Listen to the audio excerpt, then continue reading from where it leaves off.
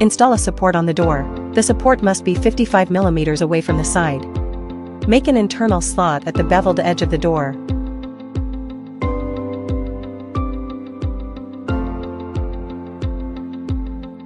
Install the bottom rail first, then install the bottom rail. Attention! The joint between the two must be smooth and without gaps.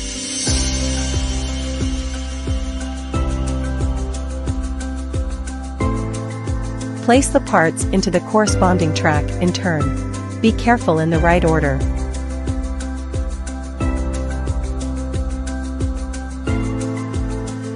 Install the outer L1 rail first.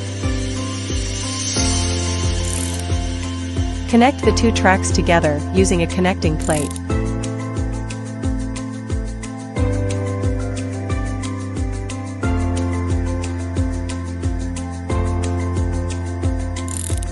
After determining the position of the guide rail head, fix the guide rail with screws.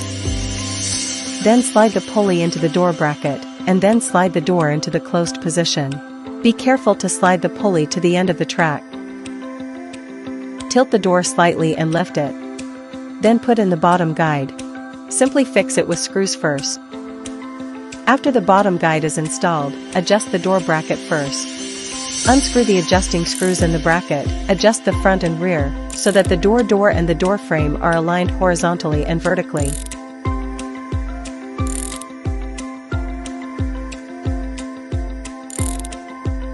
After the adjustment is complete, tighten all screws and bolts, and do the same for the other bracket.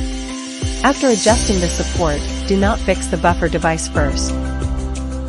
After confirming that the sliding door is okay, install the buffer device.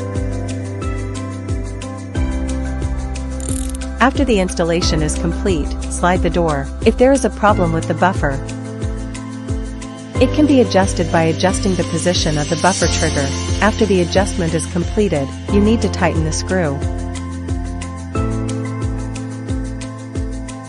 Adjust the top of the door and then adjust the bottom. First loosen the screw for easy adjustment, and then make sure that the door is parallel to the door frame before fixing the device. After the door is adjusted up and down, ensure that the sliding is okay, and then fix a buffer block on the L2 track and the bottom of the door.